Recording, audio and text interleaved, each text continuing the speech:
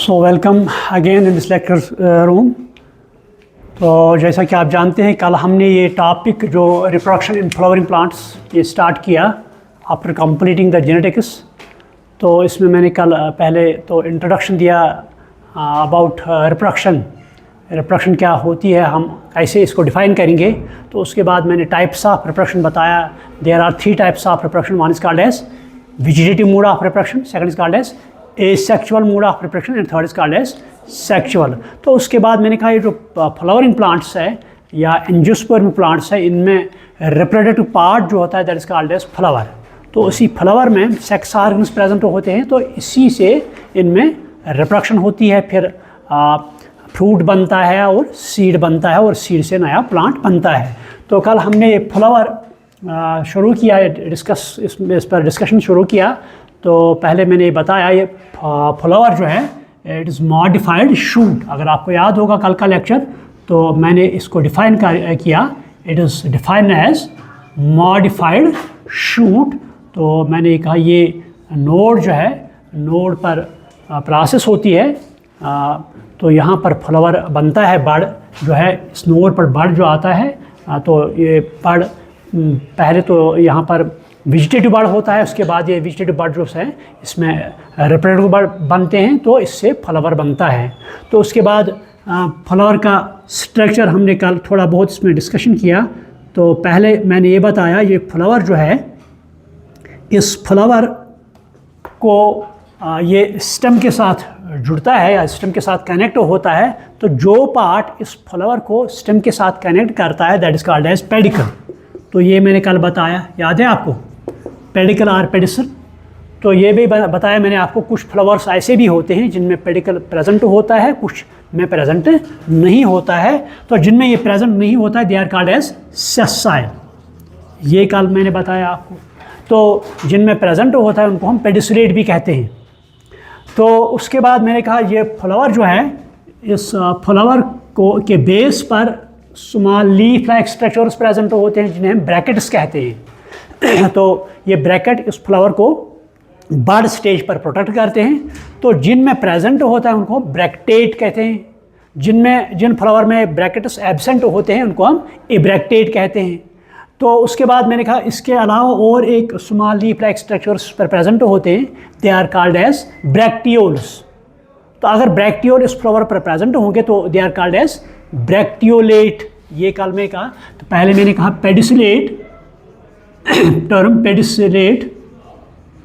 Second इसमें इस्तेमाल किया ब्रैक्टेट। थर्ड ब्रैक्टियोलेट।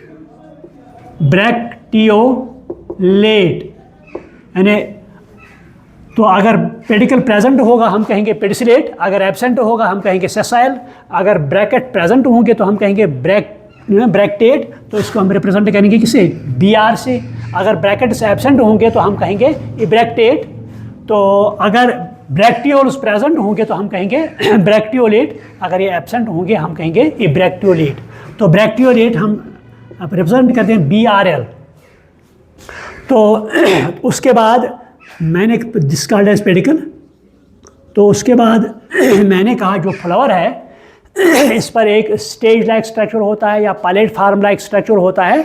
तो जिस पर जो फ्लोरल पार्ट्स होते हैं, सेपल्स, पेटल्स, एंड्रोशियम, गाइनिशियम एट्सट्रा, तो ये इस पर प्रेजेंट होते हैं या इनको होल्ड करता है। तो इसको हम कहते हैं थैलेमस। ये भी हमने कल डिटेल में डिस्कस किया। तो मैंने कहा थैलेमस, इसके 3 नेम्स हैं यहाँ, we can call it by 3 names. One is called as thalamus, second is called as torus, third is called as receptacle. तो these are the 3 names of this thalamus. तो कभी कभी एग्ज़ाम में objective के तौर पर ये आ सकता है। तो उसके बाद मैंने कहा फंक्शन ऑफ थैलेमस। तो मैंने कहा थैलेमस जो है इसके 2 फंक्शंस होते हैं। It has 2 functions. Number 1, it holds floral parts. ये हमने क्या लिखा, फ्लोरल पार्ट्स।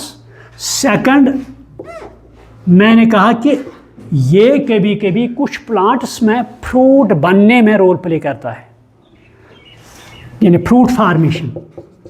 तो उसमें मैंने एग्जांपल दे दी एप्पल। तो मैंने साथ ही ये भी बताया, ये फ्रूट जो है ये ओरिवाल से बनता है तो उसे हम ट्रू फ्रूट कहते हैं, लेकिन जब ओरी के साथ साथ कुछ और भी पार्ट फ्रूट बनाने में रोल प्ले करेगा तो उस फ्रूट को हम फॉल्स फ्रूट कहते हैं। So these are the two functions. Number 1, it holds floral parts. Number 2, it helps in some plants fruit formation. तो यहाँ तक कल हमने पढ़ा। उसके बाद मैंने बताया ये थैलमस जो है, इस पर पहला पार्ट जो फ्लोरल पार्ट होता है, they are green in colour, तो उनको हम सेपल्स कहते हैं, इनको हम सेपल्स कहते हैं। तो whorl of sepal is called as calyx, तो इसको डिनोट करते हैं के से।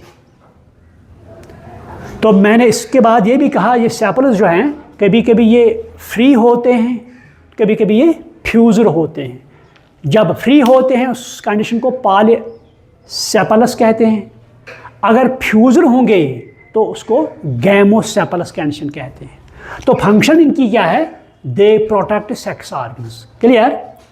यहाँ तक तो हमने कल पढ़ा। तो उसके बाद अंदर से inside these sepals there are large coloured leaf like structures. आप ये लिखो, inside sepals there are colored leaf like structures, they are called as petals,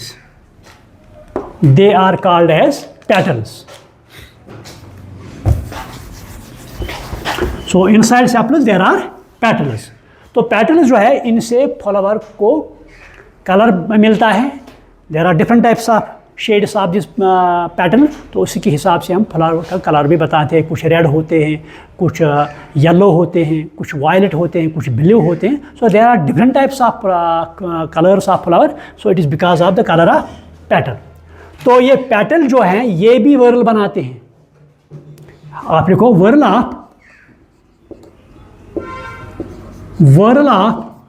patterns is known as corolla। Whorl of petal is known as corolla, C-A-R-O, corolla। तो इसको हम C से represent करते हैं।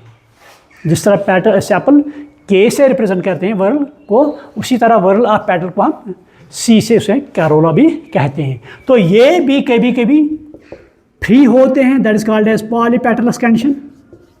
Polypetalous अगर फ्री होंगे, अगर ये फ्यूजर होंगे तो उसको हम कहेंगे गैमोपेटलस। कभी कभी ऑब्जेक्टिव आता है gamopetalous. Gamo means fused, poly means free. Clear?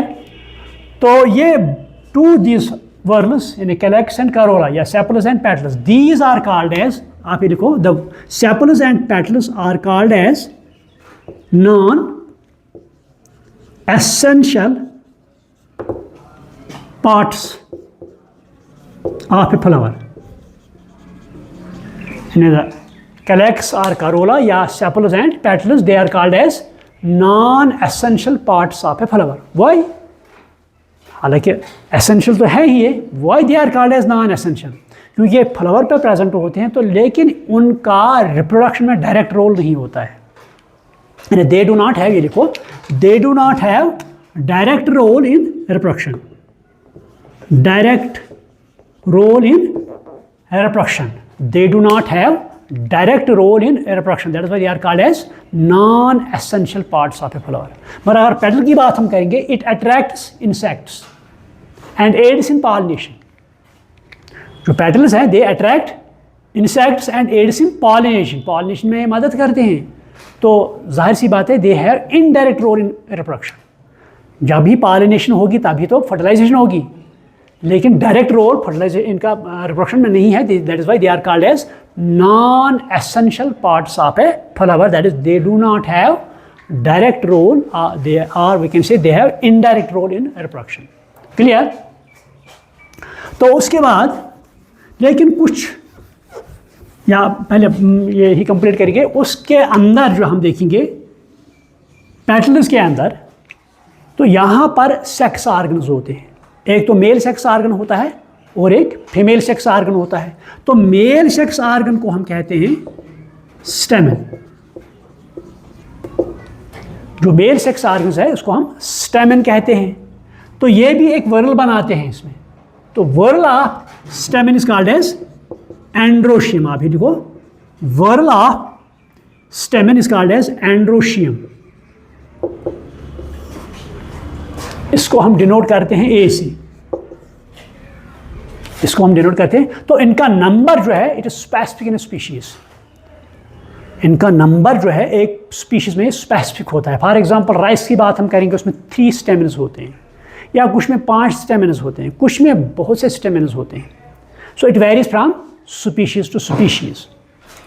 तो ये स्टेमिन जो है इसके 2 पार्ट्स होते हैं।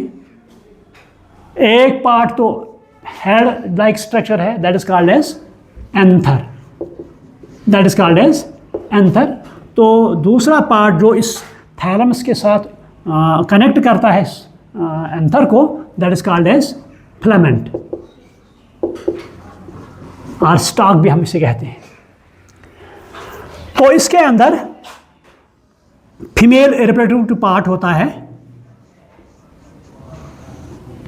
यानी अगर देखेंगे यहाँ पर फीमेल रिप्रोडक्टिव पार्ट है तो उसको हम कहते हैं the female reproductive part is called as carpel, और it is also called as pistil.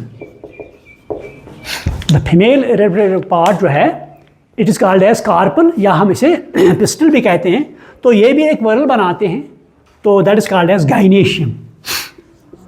The whorl of this carpels is called as gynoecium.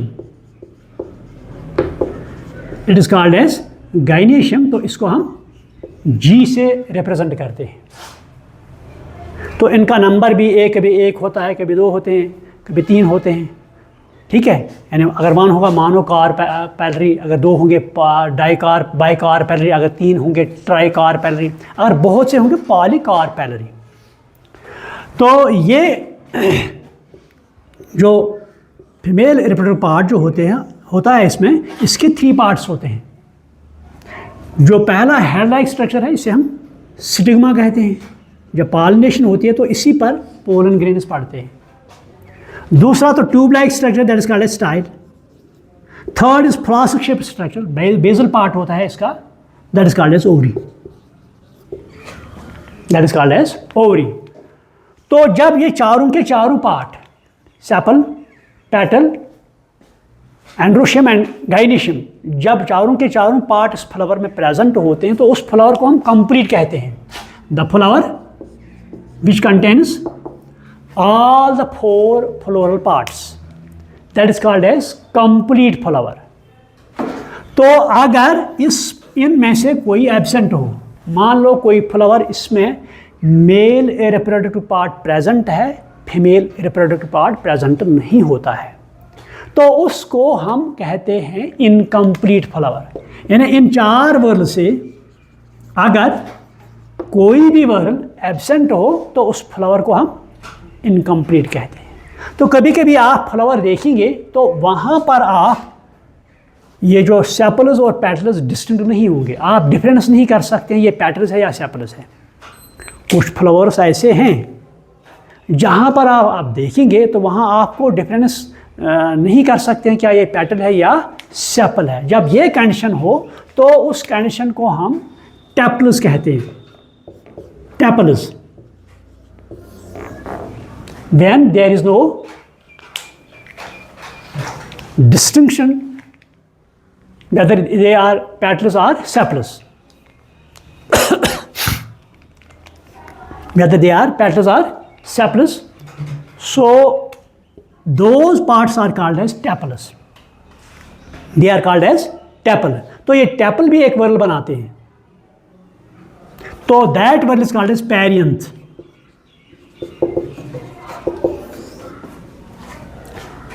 That is called as perianth.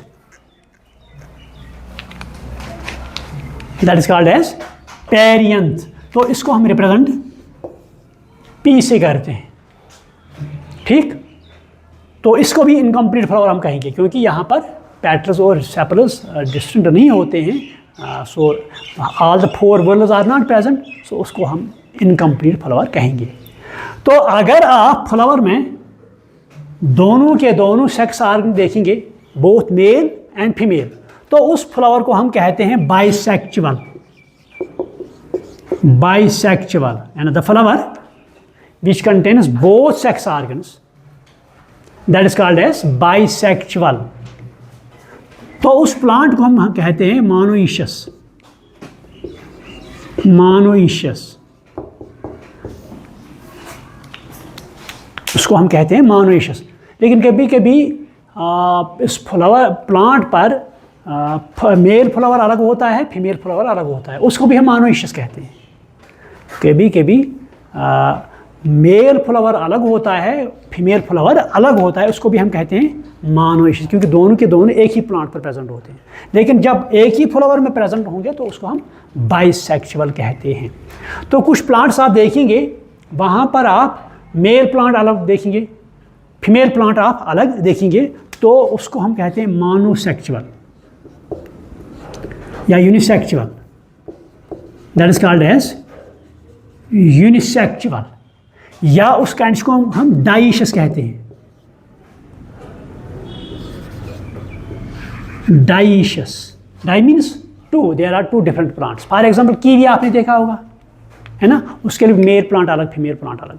Mulberry आपने देखा होगा, वहाँ पर भी मेल अलग, फीमेल अलग होता है। वो हम ये कहेंगे अगर फ्लावर में एक ही सेक्स ऑर्गन प्रेजेंट हो तो उसको हम यूनिसेक्सुअल कंडीशन कहते हैं। तो प्लांट को हम डाइशियस कहेंगे, ठीक है। तो यहाँ पर जो अरेंजमेंट उनका फ्लावर का होता है, यहाँ पर कभी कभी क्या होता है, ये ओवरी जो होती है ये तो ऊपर होती है, बाकी जो वर्ल्स होते हैं स्टेमन, ये corolla and calyx, petals or sepals, ये इसके नीचे होते हैं, ओवरी के नीचे होते हैं, उसको हम कहते हैं superior ovary. That ovary is called as superior ovary, यानी जब ओवरी थोड़ा ऊपर हो और बाकी जो फ्लोरल पार्ट्स उसके नीचे हों तो उसको हम क्या कहेंगे, सुपीरियर ओवरी। तो ये डिनोट करने के लिए हम जी लिखते हैं, जी के ऊपर एक लकीर डालते हैं, this called as ovary is superior. अगर अपोजिट केस हो, यानी ओवरी ही नीचे हो, बाकी फ्लोरल पार्ट्स थोड़ा ऊपर होंगे, तो उस वक्त हम ओवरी को कहेंगे क्या, इन्फीरियर। उस वक्त हम ओवरी को इन्फीरियर कहते हैं। तो उस वक्त हम जी के नीचे लकीर, सुपीरियर के बारे में हम लकीर कहाँ खींचते हैं, जी के ऊपर। लेकिन अगर ओवरी इन्फीरियर हो तो जी के नीचे लकीर डालिए, that is called as inferior ovary. तो जब ओवरी सुपीरियर हो उस वक्त फ्लावर को हम कहते हैं हाइपोगाइनस। कभी कभी आता है, नीट में भी आता है पॉइंट, हाइपोगाइनस, यानी इससे हम फ्लावर को क्लासिफाई करते हैं। Number 1 hypogynous, hypogynous. हालांकि ये 11th में मैंने डिटेल में पढ़ाया, जब मैंने मार्फोलॉजी वहाँ पढ़ाई तो उस वक्त मैंने फ्लावर जो है डिटेल में 2-3 दिन मैंने फ्लावर पर लेक्चर दिए हैं और उसके बाद उनका हर एक पार्ट डिस्कस किया है। तो यहाँ मैंने कहा थोड़ा थोड़ा मैं बताऊँ, आपको ज़्यादा तो नहीं बता सकता हूँ क्योंकि हमने कुछ और पढ़ना है, लेकिन थोड़ा कभी कभी कोई आपको पूछ सकता है। तो इसको कहते हैं हाइपोगाइनस। तो हाइपोगाइनस में ओवरी क्या होगी, सुपीरियर। ज़बान है मुँह में, क्या कहते हैं उसको, सुपीरियर। तो फ्लावर को हम हाइपोगाइनस कहेंगे। लेकिन अगर ओवरी इन्फीरियर हो तो उस वक्त फ्लावर को हम एपिगाइनस कहते हैं, एपिगाइनस। तो उस वक्त ओवरी क्या होगी, इन्फीरियर। तो कभी कभी क्या होता है, they are on the same line, मगर उस वक्त ओवरी सुपीरियर होती है, तो that condition is called as perigynous. Perigynous, ये पिछले साल शायद नीट में आया था ये क्वेश्चन, वहाँ डायग्राम दी थी। अगर आप देखेंगे आपकी एनसीईआरटी, वहाँ तीनों के तीनों डायग्राम दिए हैं, hypogynous flower, epigynous flower and perigynous. तो मेरे ख्याल में पेरीगाइनस ये क्वेश्चन आया था पिछले साल नीट में, वहाँ तो डायग्राम दी थी, आपको आइडेंटिफाई करना है ये पेरीगाइनस है, एपिगाइनस है या हाइपोगाइनस। तो ये इस वक्त ये डिपेंड करता है ओवरी इंफीरियर हो, ओवरी सुपीरियर हो या ओवरी, ठीक है, तो उसको हम हाइपोगाइनस, एपिगाइनस और पेरिगाइनस कहते हैं। तो यहाँ पर मैंने कहा अगर ब्रैक्टेट हो तो हम बी आर कहेंगे, लिखेंगे। अगर इब्रैक्टेट हो तो ई बी आर लिखेंगे। ब्रैक्टियोलेट हो तो बी आर एल लिखेंगे। इब्रैक्टिएट हो तो ई बी आर एल लिखेंगे। अगर कंप्लीट हो तो बाइसेक्सुअल कंडीशन होंगी वहाँ पर, इसको हम इससे रिप्रेजेंट करेंगे, बाइसेक्सुअल कंडीशन। अगर यूनिसेक्सुअल हो, इस पर हमने देखना है, अगर इसमें मेल पार्ट प्रेजेंट हो तो ये सिंबल हम लिखेंगे, मतलब सर्कल ऊपर से हेड एरो लगाएंगे। अगर फीमेल ही हो तो उसको ऊपर से हेड, नीचे से प्लस साइन लगाएंगे। ठीक है, तो इसको हम, this is bisexual, this is unisexual, this is, but this indicates male, this indicates female flower. Clear? तो कभी कभी क्या होता है, ये फ्लावर जो है इसकी सिमेट्री होती है। सिमेट्री ये फिनोमेना है, क्या हम इस फ्लावर को दो इक्वल पार्ट्स में डिवाइड कर सकते हैं कि नहीं, that is called as symmetry. तो कुछ फ्लावर अगर इसमें हो तो हम कहेंगे इसमें सिमेट्री है, अगर नहीं हो तो हम कहेंगे इट इज़ एसिमेट्रिक। अगर फ्लावर में सिमेट्री हो it is called as symmetric, अगर नहीं हम क्या कहेंगे इसके, एसिमेट्रिक, एसिमेट्रिक फ्लावर। लेकिन बहुत से फ्लावर ऐसे हैं जिनमें सिमेट्री प्रेजेंट है, तो हम उनको इक्वल टू पार्ट्स में डिवाइड कर सकते हैं। तो कभी कभी आप देखेंगे फ्लावर, आप इसको दो इक्वल पार्ट्स में डिवाइड करेंगे ऑन एट एवरी प्लेन। मान लो ये फ्लावर है, ये सर्कल देखेंगे, सर्कल को यहाँ से हम दो इक्वल पार्ट्स में डिवाइड करेंगे, अगर यहाँ से भी कर सकते हैं, यहाँ से भी, यानी कोई प्लेन अगर ले लेंगे तो ईच प्लेन आप इस सर्कल को डिवाइड दो पार्ट्स में कर सकते हैं। तो कुछ फ्लावर्स आप ऐसे भी देखेंगे जहाँ पर इस फ्लावर को आप दो इक्वल पार्ट्स में डिवाइड कर सकते हैं, so that is called as radial symmetry. For example आपने मस्टर्ड का फ्लावर देखा होगा आपने, इसमें 4 पेटल्स होते हैं, 4 सेपल्स होते हैं, तो हम इसको डिवाइड कर सकते हैं एट एनी प्लेन, तो that is called as radial symmetry, that is called as radial symmetry. मगर कुछ ऐसे हैं जिनको हम दो इक्वल पार्ट्स में डिवाइड कर सकते हैं, but only at one plane, हर एक प्लेन में नहीं कर। फॉर एग्जांपल पी प्लांट हम देखेंगे, पी प्लांट का फ्लावर देखा है, कैसी शेप होती है इसकी, मटर खाए हैं ना, मटर बहुत खाए हैं, लेकिन कभी फ्लावर देखा ही नहीं, तो वो वहाँ पर इसको हम दो इक्वल पार्ट्स में डिवाइड कर सकते हैं, लेकिन एट ईच प्लेन नहीं। सो उसको हम कहते हैं bilateral symmetry, that is called as bilateral symmetry. तो ये फ्लावर के पार्ट्स हैं।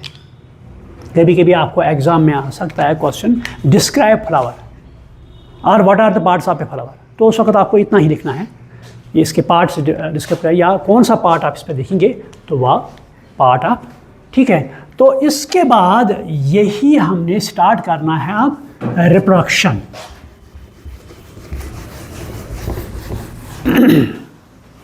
ये समझ में आ गया कि नहीं आ गया? हाँ, फ्लावर आप इस पर लिख सकते हैं, ये प्रैक्टिकल भी आपको आता है क्वेश्चन, प्रैक्टिकल में भी ये क्वेश्चन है आपका, अगर प्रैक्टिकल कापी लाएंगे आप, वहाँ भी आपको ये फ्लावर डिस्क्राइब करना है। तो यहाँ थियरी में भी कभी कभी इस पर 5 मार्क्स का क्वेश्चन भी आता है एग्जाम में, describe the parts of a flower.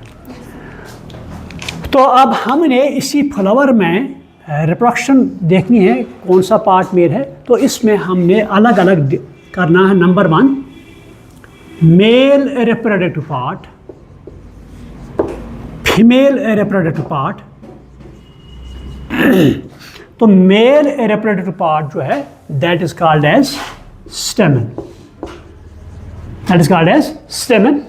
तो फीमेल रिप्रोडक्टिव पार्ट जो है that is called as carpel, that is called as carpel. ये भी मैंने बताया, जो स्टेमन है इसके 2 पार्ट्स होते हैं, इसके 2 पार्ट्स होते हैं। वन तो हेड लोब्ड स्ट्रक्चर, जो हेड अगर देखेंगे आप, हम लेबोरेटरी में हम जब जाएंगे तो वहाँ हम फ्लावर में आपको दिखाऊंगा आपको, तो इसका हेड होता है that is lobed structure, so that is called as anther.